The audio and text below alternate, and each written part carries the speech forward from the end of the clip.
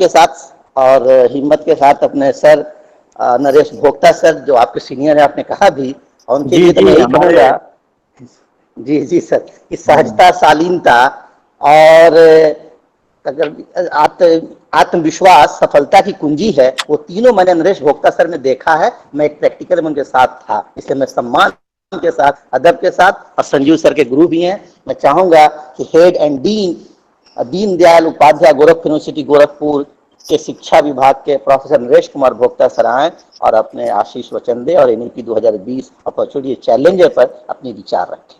Please sir, Naresh Kumar Bhokta sir, आदरणीय। आदरणीय कुलपति प्रोफेसर राजेंद्र प्रसाद जी और इस कार्यक्रम में उपस्थित सभी माननीय विद्वतजन, मैं कुलपति को,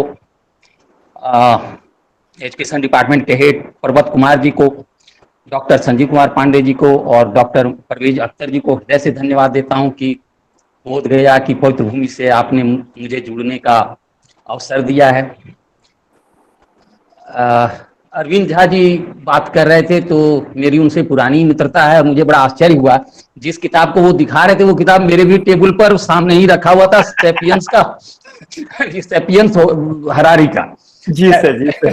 तो लगा कि हम लोग की रुचि अभी थोड़ी मिलती जुलती शायद है। दूसरी बात, अरविंद झा जी के बोलने के बाद अब बहुत कुछ बोलने को रहता नहीं है, हम लोग का समय भी जा चुका है, क्योंकि प्रश्नोत्तर का काल सबसे महत्वपूर्ण काल किसी भी सेमिनार का होता है और उसको हम लोग को जरूर इनवाइट करना चाहिए।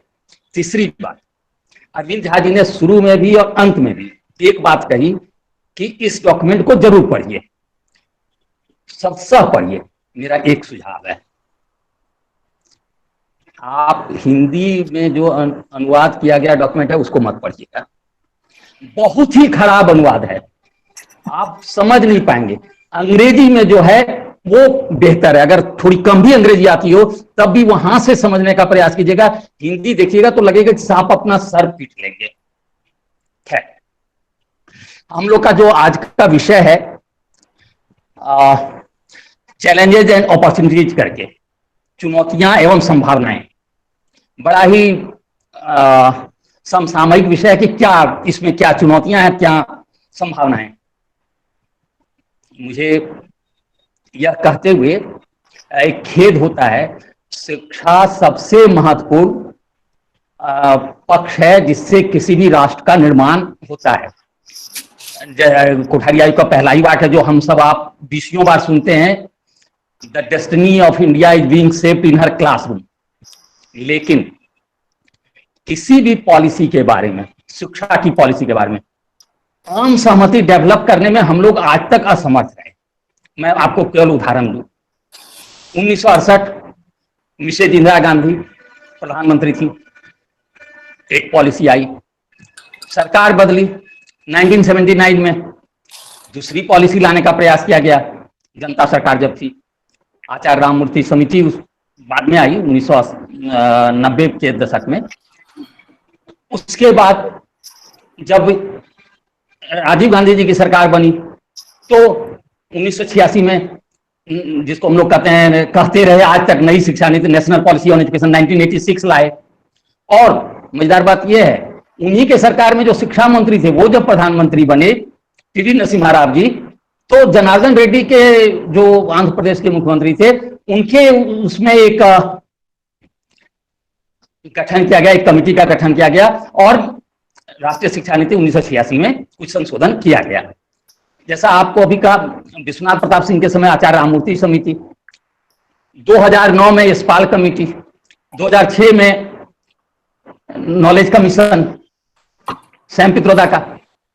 आप देखिए, और 2015 से लेकर के 2020 तक के लगातार मेहनत के बाद 1 जनवरी 2015 में इस पर नई शिक्षा नीति पर काम शुरू हुआ था, जो अब 2020 में हम लोग को प्राप्त हुआ है। और ये कहा जा रहा है कि जैसा अभी अरविंद झा जी ने कहा, 2040 तक ये पूर्णतः लागू हो जाएगा। क्या आपको लगता है 2040 तक ऐसी व्यवस्थाएं चलती रहेंगी? हम लोग विदेश नीति के संदर्भ में, राष्ट्रीय सुरक्षा के संदर्भ में एक आम सहमति डेवलप करने में सफल है पूरे देश में, सभी राजनीतिक दलों में, सभी जो भी नेतृत्व करते हैं, जो भी बुद्धिजीवी हैं, उनमें एक आम सहमति होती है। लेकिन दुर्भाग्य से, मैं फिर से कह रहा हूं, सबसे बड़ी चुनौती यही है कि राष्ट्रीय शिक्षा नीति के संदर्भ में आम सहमति नहीं है। सरकार बदलते ही नीतियों पर परिवर्तन का दौर शुरू हो जाता है। एक बात ये जो एक बड़ी चुनौती है। दूसरी बात जो मैं कहना चाह रहा हूं, जो बात कही गई, जैसे अभी अरविंद झा जी ने बड़ी अच्छी बात कही, ECCE, early childhood care and education. आपको आश्चर्य होगा, या इतिहास के विद्यार्थियों को आश्चर्य नहीं होगा, 1944 से ही, सार्जेंट रिपोर्ट से ही ये बात कही जा रही है, 3 से 6 वर्ष के बच्चे को हम शिक्षा देंगे। कोठारी आयोग में कहा गया, सब जगह कहा गया, फिर से कहा जा रहा है। चुनौती है, कहना आसान है, करना कठिन है। और आंगनवाड़ी के माध्यम से 4 तरह की संस्थाएं हैं, बहुत डिटेल में मैं नहीं जानता था, समय ज्यादा नहीं लेना चाहता। आंगनवाड़ी के माध्यम से 6 महीने की ट्रेनिंग से छोटे बच्चों को कैसे आप शिक्षा देंगे, कैसे उसका विकास करेंगे। आपको माध्यमिक शिक्षा के लिए या ये मिडिल स्कूल्स के लिए 4 साल की ट्रेनिंग चाहिए टीचर की, और आप कह रहे हैं जो 3 से 6 वर्ष के बच्चे हैं उनके लिए 12वीं पढ़ी महिला या जो भी है उनको केवल 6 महीने की ट्रेनिंग दे करके उनको पढ़ाने के योग्य बना लेंगे।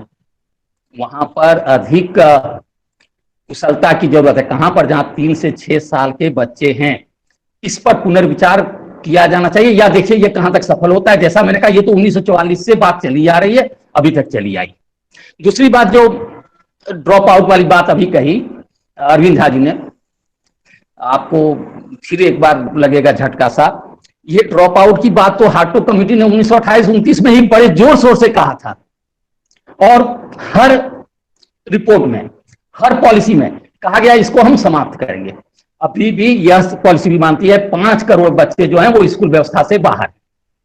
विश्वास नहीं होता कि हम इसको बहुत जल्दी सफलतापूर्वक इस चुनौती का सामना कर लेंगे और हम सफल रहेंगे कि हर बच्चा जो 3 वर्ष से लेकर के 18 वर्ष तक का है वो स्कूल के अंदर होगा।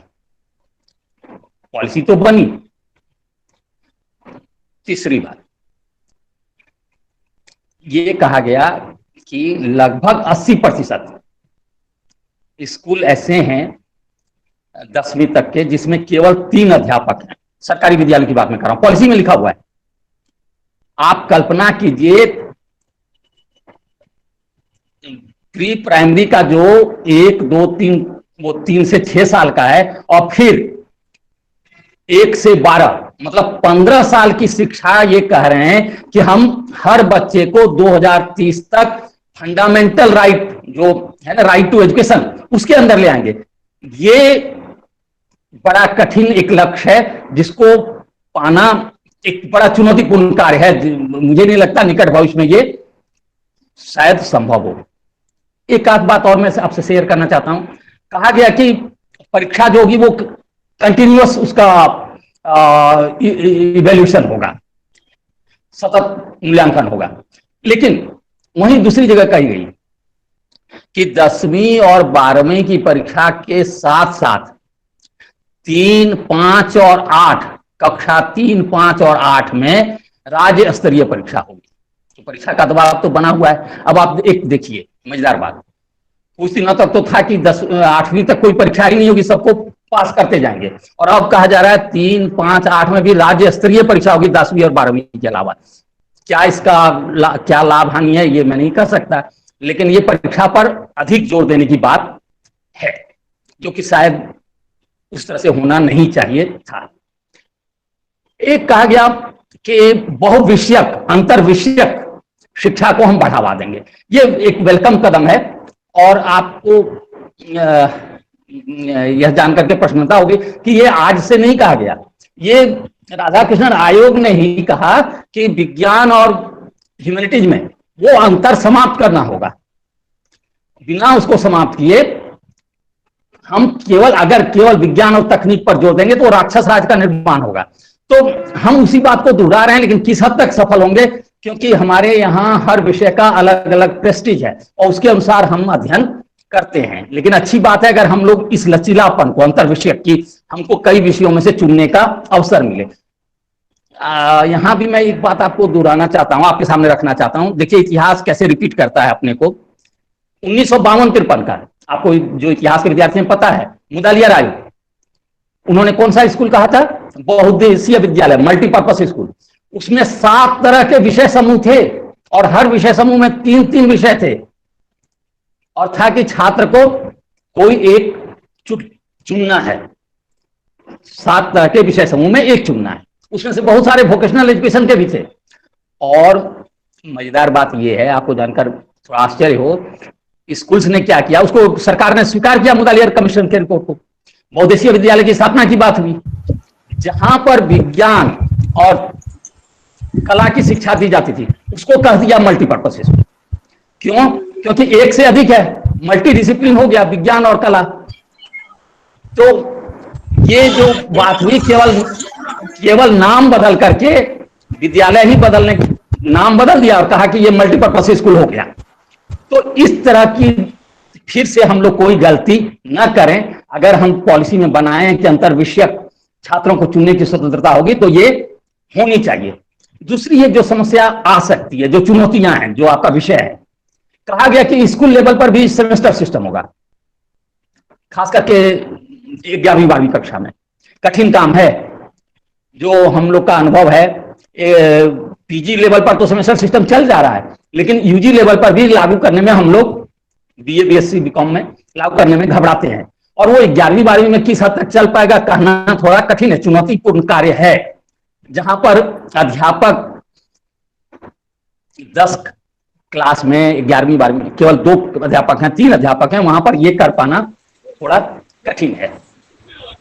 उच्च शिक्षा को अगर थोड़ा सा देखने का प्रयास करें, कहा गया कई तरह की दावा उल्टा पुल्टा करा है।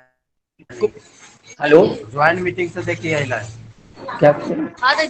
हाँ, हेलो, ये कह रहा था कि उच्च शिक्षा को अगर देखें तो उसमें भी कहा गया कि 3 तरह की डिग्रियां दी जाएंगी, जिसकी और संकेत किया था अरविंद झा जी ने, कि 4 साल का होगा ग्रेजुएशन, 3 साल का ग्रेजुएशन होगा, और 2 साल का भी माना जा सकता है, वो निकल सकता है बाहर स्ट्रीम से और फिर अंदर कभी चाहे तो आ सकता है।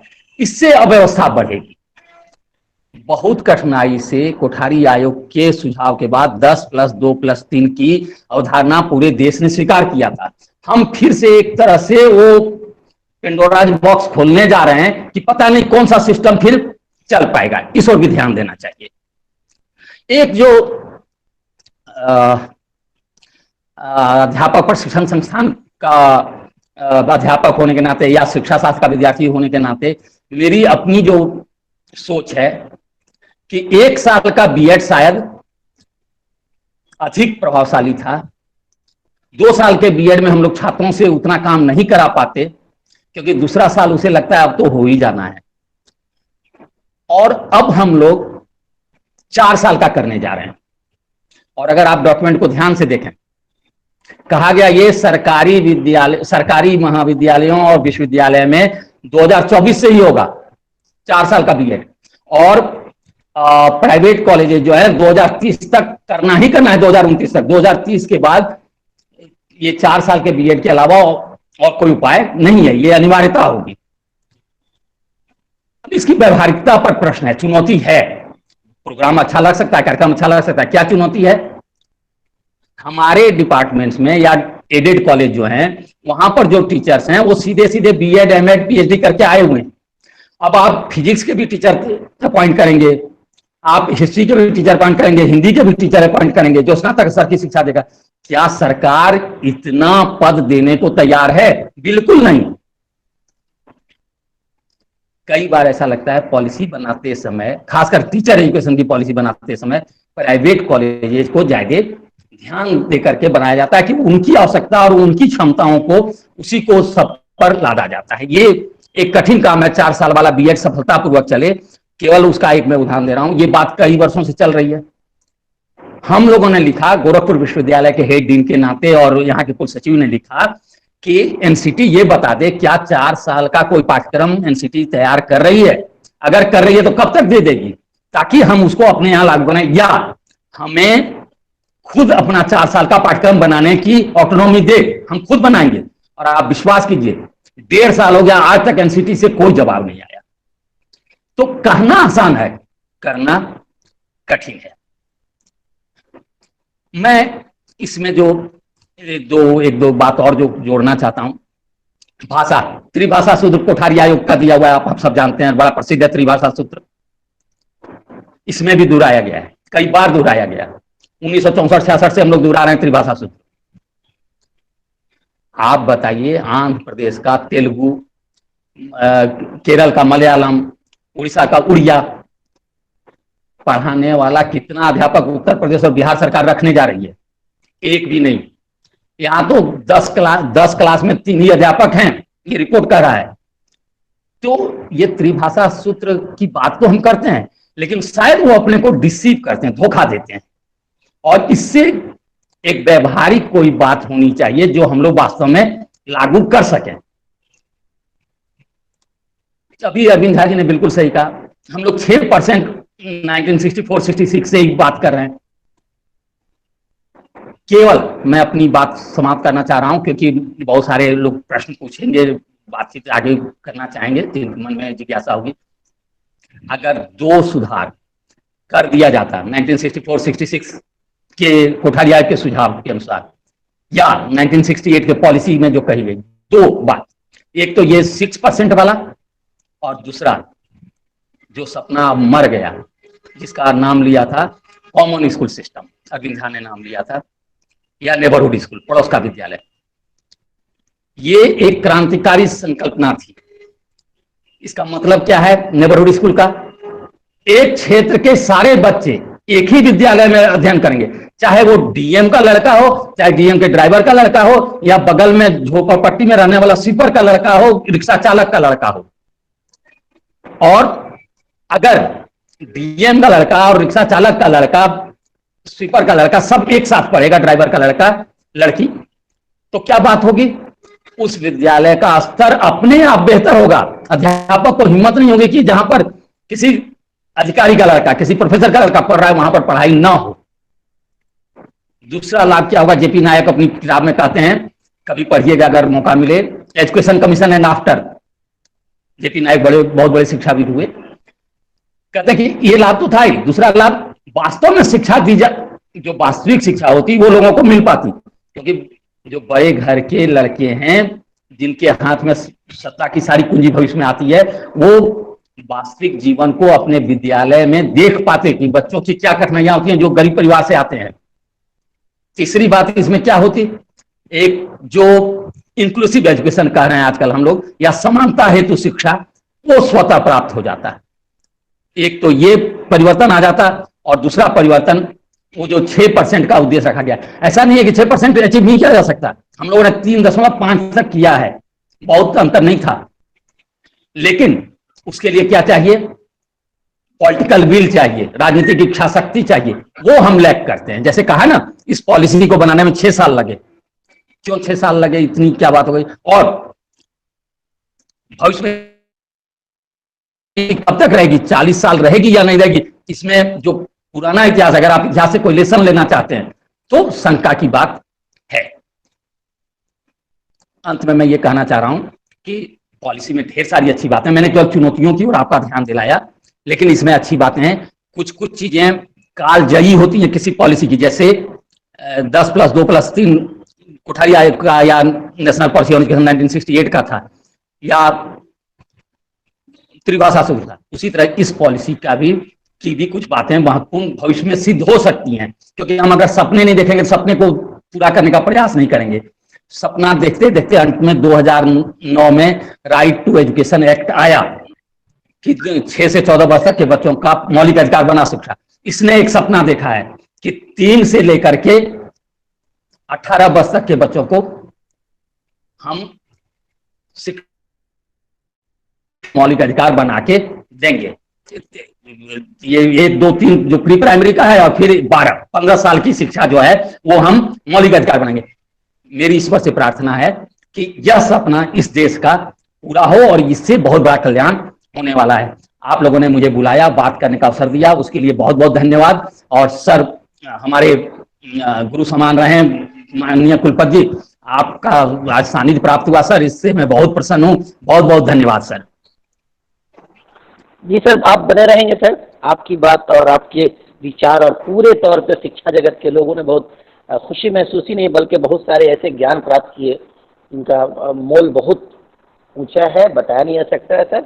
बहुत खुशनसीब है हम लोग कि आप जैसे महान व्यक्ति भी आज के इस वेबिनार में शामिल हुए। अफसोस एक बात की एक रह गई कि हरिकेश सर, पूर्व vice chancellor Jayprakash Narayan Chhapra university, महान शिक्षाविद नहीं जुड़ पाए, शिक्षा जगत से उनका संबंध रहा, BHU के बड़े प्रोफेसर रहे, किसी कारणवश लिंक नहीं काम कर पाया। हमें अफसोस और बहुत अफसोस है, हमारे कुलपति महोदय को बहुत अफसोस है, हमारे श्रीमान निदेशक महोदय को बहुत अफसोस है। अब सर को आप लाइन पर रहें सर, कुछ दो चार हमारे जो क्वेश्चन एक दो लोग भी अगर पूछ लें, उनको है बहुत सारा नाम है, लेकिन हम चाहेंगे कि प्रोफेसर दिनकर कुमार दीक्षित सर हैं, प्रिंसिपल हैं आप एमएड टीचर्स ट्रेनिंग कॉलेज के। तो sir professor Dinkar Kumar Dikshit sir unmute हैं, अगर आप जल्दी से, चूंकि टाइम भी बहुत ज़्यादा हो रहा है sir. Professor Dinkar Kumar Dikshit sir, sir है professor Dinkar Kumar Dikshit? Professor Tanveer Yunus sir हैं? प्रोफेसर उपेंद्र सर हैं? अच्छा लक्ष्मी, आप पूछना चाहेंगी? ठीक है, चलिए क्वेश्चन की जल्दी से फास्ट। हाँ ओपन है। लक्ष्मी आप सर से पूछ कीजिए, जल्दी पूछिए। सवाल क्या है आपका? आप अनम्यूट कीजिए ना पहले अपने आप को। लक्ष्मी आप अनम्यूट कीजिए। सर फीडबैक लिंक भेज दीजिए। फीडबैक बाद में भेजूंगा, पहले सवाल जवाब हो जाए, एक दो लोग भी पार्टिसिपेट करें इसमें। सर पूछेंगे, सर आएंगे? जी सर, ठीक है सर। कमांडर दीवान सर, आपकी क्वेश्चन, कोई दिक्कत नहीं, क्वेश्चन ओपन टू ऑल है, सब कर सकते हैं। नरेश सर तैयार हैं बिल्कुल? एक सवाल नहीं है, अगर आपने मुझे मौका दिया, मैं बोल रहा हूँ थोड़ी सी चीज। जी सर। आपको पता है कि यूजीसी की गाइडलाइंस के तहत हर सिलेबस में हमें एनवायरनमेंट का 4 क्रेडिट्स का पढ़ाना है, आपको पता होगा सर। मेरी ये सजेशन थी कि अभी शायद इससे ऑटोनॉमी बढ़े। मुझे लगता है कि एक तो बड़ी भारी चीज हमारे उसमें कमी है कि कॉन्स्टिट्यूशन, जैसे हिंदू के लिए गीता है, और मैं समझता हूँ हर भारतवासी के लिए, भारतवासी के लिए कॉन्स्टिट्यूशन, संविधान पढ़ाना कंपलसरी होना चाहिए, इवन 4 क्रेडिट्स का। नंबर 1। नंबर 2, मिलिट्री हिस्ट्री के हिसाब से हम इतना बड़ा देश 135 करोड़ का है, मिलिट्री हिस्ट्री के हिसाब से मिलिट्री ट्रेनिंग तो अलग से बात है, मिलिट्री हिस्ट्री क्यों हम एक 4 क्रेडिट का कोर्स हर बच्चा जाने, कौन सी लड़ाइयां हम लड़ के हार गए, हम अधीन हो गए, तो अधीनता खो बैठे। ये 2 चीजें हमारे उसमें जुड़नी चाहिए, और मिलिट्री हिस्ट्री। धन्यवाद सर। नरेश सर बोल, इसमें सर 2 बस एड कर दिया जाए सर, कहा जाए कुछ। नरेश सर के सुझाव हैं, उस पर आप कुछ कह सकते हैं तो कहें सर। कोर्ट का आदेश है, पर्यावरण शिक्षा पाठ्यक्रम में होना ही चाहिए, और पाठ्यक्रम में पर्यावरण शिक्षा हर जगह रखने का प्रयास किया गया। ये सुप्रीम कोर्ट का जजमेंट है, और पर्यावरण शिक्षा हम लोग रखते हैं। और मिलिट्री हिस्ट्री का जहां तक बात है, एक तो सैन्य विभाग जिसके सर हमारे हैं, आपके यहाँ वाइस चांसलर सर, वो तो है ही, लेकिन हम लोग को जो गौरवशाली अध्याय है हमारे मिलिट्री का, वो जरूर पढ़ाया जाना चाहिए, ताकि एक राष्ट्रभक्ति की भावना विकसित हो।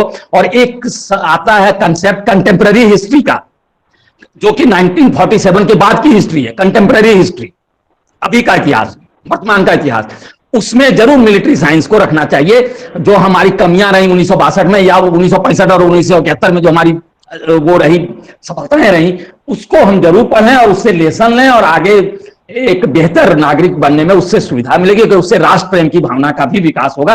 ये दोनों जो सुझाव है दीवान साहब का, वो बिल्कुल सही है और उसको माना जाना चाहिए। अति सराहनीय। निहाल साहब जल्दी से पूछिए, आसनसोल के प्रोफेसर निहाल साहब है सर, मानू के। सर मेरे पास रिक्वेस्ट है। अच्छा शालिनी, अब निहाल साहब बात पूछ लेना प्लीज। शालिनी वेट कर लो। प्रोफेसर निहाल साहब मानू के प्रोफेसर हैं आसनसोल से। निहाल साहब जी, निहाल साहब पूछिए। Excuse me, sir. Sir, I have a question. अच्छा ठीक है, जो पूछो पूछो, चलो क्वेश्चन करो। सर मेरा प्रश्न ये है, हाँ सर ये पूछना है, एमए इन एजुकेशन में कोई स्टूडेंट डिग्री लेता है, अलग अलग स्टूडेंट, और दोनों नेट क्लियर करते हैं, तो मौका क्यों नहीं मिलता है एजुकेशन वालों को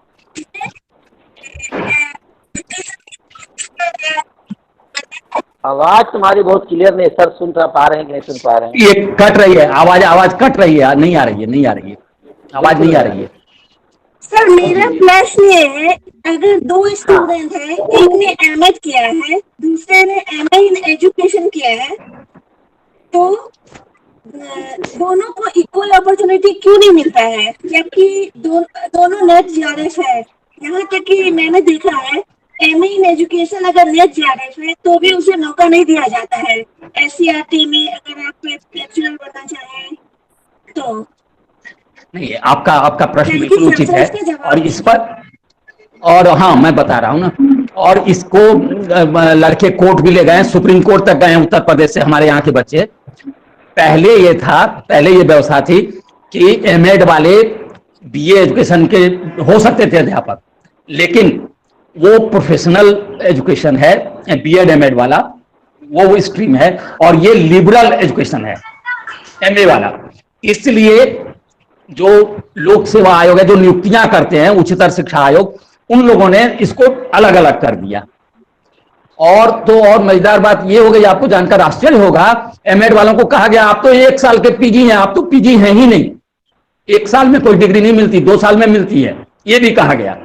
तो ये बड़ा जटिल प्रश्न है, लेकिन सर मैम दोनों दो चीज है इस मामले में, कि एक प्रोफेशनल स्ट्रीम है और एक लिबरल आर्ट्स एजुकेशन है।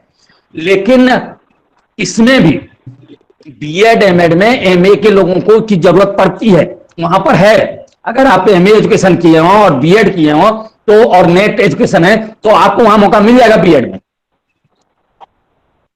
ये व्यवस्था है, एनसीटी की भी व्यवस्था ये है। हाँ सर मैंने बनारस हिंदू यूनिवर्सिटी से बीएड किया है, और उसके बाद MA in education net GRF है, फिर भी मौका नहीं दिया गया बिहार के एससीईआरटी लेक्चरर की भर्ती में। आपको मैं बताऊं, एनसीटी के अनुसार रोक नहीं है ये, बिहार एनसीटी के अनुसार इस पर रोक नहीं है। ये आप देख लीजिए एनसीटी की जो एलिजिबिलिटी है, सर मुझे मौका नहीं दिया गया। ये गलत हुआ ना। आपको अब न्याय प्राप्त करने के अलग अलग उपाय हैं, अंत में कोर्ट होता है। मैं नहीं कह रहा कि विद्यार्थी कोई कोर्ट जाए, मैं ये नहीं सुझाव देता, लेकिन ये उपाय तो वही है अंत में कोर्ट जाने का, क्योंकि ये एनसीटी कहती है कि आप बन सकती हैं, आप एलिजिबल हैं, 100% एलिजिबल है। मेरी बात आप मानिए। टॉपिक से क्वेश्चन करो ना, तो ये तो तुम्हारा अलग मसला है ना। जो भी एक और एक कोई कर सकता है, बस टाइम नहीं है तो सर बहुत। हाँ, टॉपिक से नेशनल एजुकेशन पॉलिसी से, हाँ नेशनल एजुकेशन पॉलिसी पूछेंगे आप। सर एक्चुअली मुझे, हेलो, हाँ सर आवाज सुन पा रहे हैं?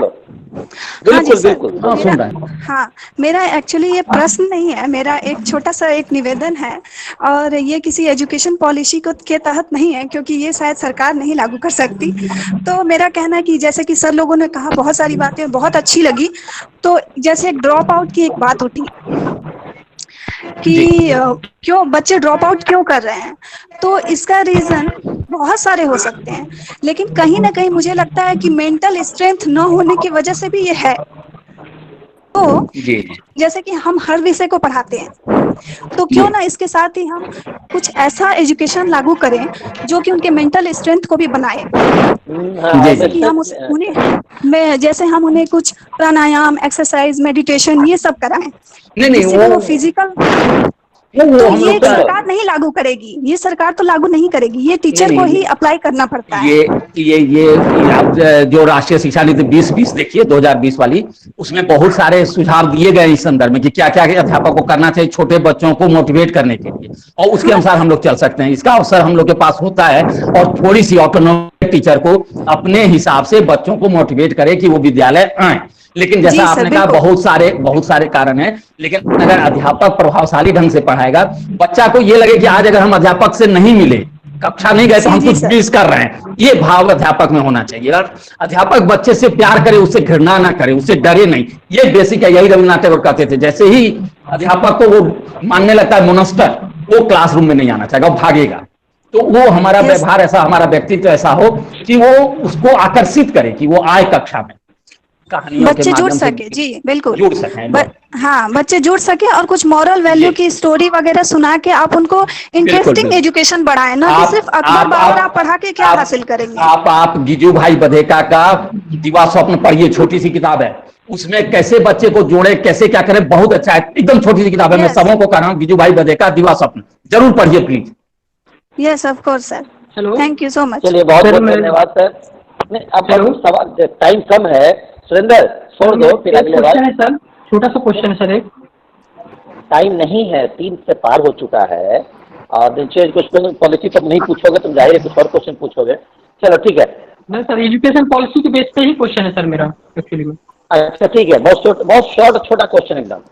यस सर, मैं ये जानना चाहता हूँ सर कि जो न्यू एजुकेशन पॉलिसी आई है, जब हमको 10th क्लास में एक न्यू सब्जेक्ट लेने में इतनी प्रॉब्लम आती है, हम डिसाइड नहीं कर पाते हैं कि हमें कौन सा सब्जेक्ट लेना है, तो हम 8वीं के बाद हम कैसे डिसाइड कर सकते हैं? इसके लिए न्यू एजुकेशन पॉलिसी में कैसे क्या सिलेबस रखा जाएगा जिससे कि विद्यार्थी इतने अवेयर हो जाएंगे कि हम आगे के कैरियर में ये सब्जेक्ट को आगे बढ़ाना चाहते हैं? इसके लिए क्या प्रावधान किया गया है? देखिए अभी जो है ना, ये पॉलिसी के स्तर पर है। अब ये कहा गया है एनसीईआरटी और एससीईआरटी मिल करके इसको डेवलप करेगी, क्या चीजें होंगी, कैसे उस पाठ्यक्रम में कौन विषय रखे जाएंगे, कैसे पाठ्य पुस्तक होंगे, ये किए जाएंगे। ये 2020 तक हो जाना है, और टीचर एजुकेशन का 2022 तक होना है, और तब आपको ये पता चलेगा वो कैसे सेलेक्ट करेंगे। लेकिन एक चीज बताऊं कि स्कूल्स में गाइडेंस की भी व्यवस्था है, काउंसलिंग की भी व्यवस्था है, उनके माध्यम से आदर्श स्थिति यही है कि काउंसलर हर स्कूल में जाए। स्कूल कॉम्प्लेक्स है ना, स्कूल कॉम्प्लेक्स में 1-2 काउंसलर होंगे, वो सारे स्कूल में अपने क्षेत्र के जाएंगे और वो उनको मोटिवेट, माने उनकी योग्यता, उनकी रुचि देखते हुए प्रयास करेंगे कि इस क्षेत्र में ये जाए, ये विषय ले। इसकी व्यवस्था हो, इसमें भी राष्ट्रीय शिक्षा नीति 2020 में भी है, पहले से भी कही गई ये बात, वो होना चाहिए, तभी चयन कर पाएंगे। Yes sir, yes sir. चलिए बहुत बहुत धन्यवाद सर। अब क्वेश्चन आवर खत्म हुआ सर। आपको हम लोग सब अदब से आदाब करते हुए आपसे विदा लेंगे सर। और बहुत बहुत धन्यवाद जी सर, बहुत खुशी हुई सर, आपने क्वेश्चन आवर को बहुत सुंदर ढंग से चला लिया सर, और सबों को बहुत सटीक और अच्छा जवाब मिला सर। हम आशा ने पूर्ण विश्वास करते हैं सर कि आप स्वस्थ रहें, कामना करते हैं, और आप सर आपकी उम्र भी लंबी हो।